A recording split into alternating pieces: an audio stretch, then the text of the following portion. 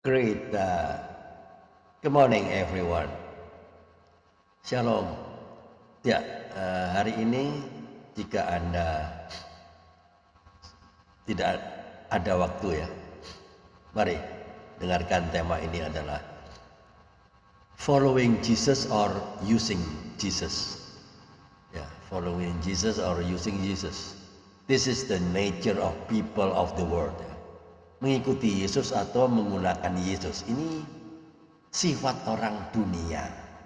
Ikut Yesus atau manfaatkan Yesus. Ego yang berbalut iman. Ya enggak? Ini sifat orang dunia. Filipi 2 ayat 21.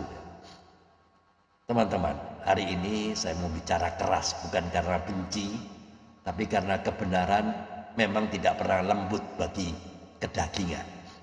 Firman Tuhan itu berkata dengan telanjang, tanpa basa-basi, sebab semuanya mencari kepentingannya sendiri, bukan kepentingan Yesus Kristus.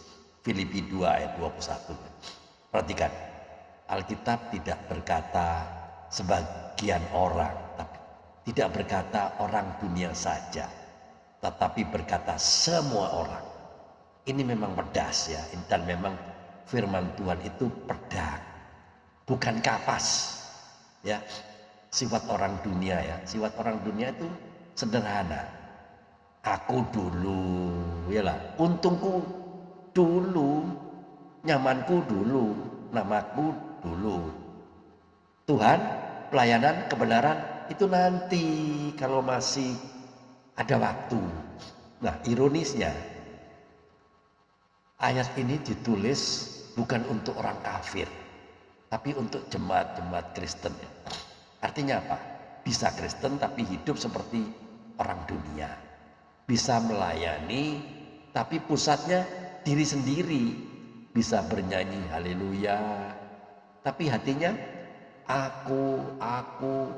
Kita hidup di zaman pelayanan jadi panggung, jabatan rohani jadi gengsi, gereja jadi ajang eksistensi. Dan yang paling berbahaya, Yesus dipakai sebagai alat, bukan sebagai Tuhan. Kenapa Tuhan membiarkan? Ini pertanyaan klasik ya. Kalau Tuhan Maha Kuasa, nah kenapa ini dibiarkan?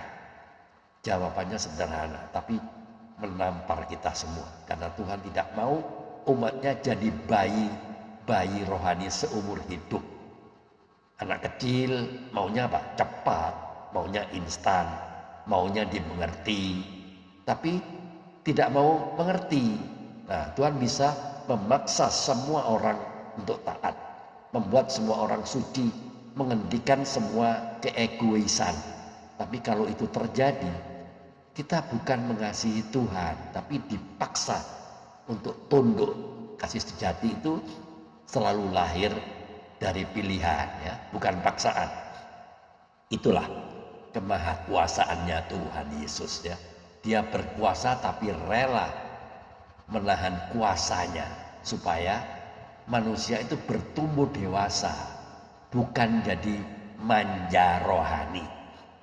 Ya, saudaraku yang terkasih, ini bagian yang pahit ya. Karena banyak orang mau berkat tapi tidak mau salib, mau surga tapi tidak mau menyangkal diri, mau Yesus sebagai juru selamat, ya toh, tapi menolak Yesus sebagai Tuhan.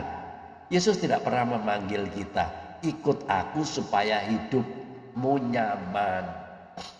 Yesus berkata, sangkal dirimu, pikul salibmu, dan ikut aku. Kalau hidup kita selalu tentang aku, selalu tentang hak, selalu tentang perasaan, maka jujurlah, itu sifat orang dunia, bukan sifat murid Kristus. Teman-teman, hari ini Tuhan memanggil kita semua bukan jadi Kristen KTP, bukan jadi pengikut simbol, tapi jadi murid yang dewasa, meninggalkan sifat duniawi. Memang itu sakit ya, karena ego itu dilukai, kenyamanan diganggu, kepentingan pribadi disalibkan. Tapi disitulah Kristus dimuliakan, dunia melihat perbedaan, Injil menjadi nyata, bukan teori. Jadi teman-teman, dengar baik-baik. Dunia tidak butuh Kristen yang pintar bicara. Dunia butuh Kristen yang mati terhadap dirinya sendiri. Selama aku masih pusat hidupku, kepentinganku lebih utama dari Kristus, maka sekeras apapun kita berteriak. Haleluya, surga tahu itu masih sifat orang dunia. Mari kita bertobat, mari kita dewasa, mari kita hidup bukan untuk diri sendiri, tapi untuk Dia yang sudah mati bagi kita. Haleluya, amin. Teman-teman, tolong jawab pertanyaan dengan jujur ya. 1. Apakah selama ini Anda mengikuti Yesus karena Dia Tuhan, atau karena Anda berharap Dia menguntungkan hidup Anda? 2. Dalam keputusan hidup Anda sehari-hari, siapa yang benar-benar Anda dahulukan? Kehendak Kristus atau kepentingan pribadi Anda? Ya, tolong jawab dengan jujur dan renungkan jawaban Anda masing-masing ya. Teman-teman, self-centered faith produce religious people, not disciple of Christ. Iman yang berpusat pada diri sendiri hanya melahirkan orang beragama, bukan murid Kristus.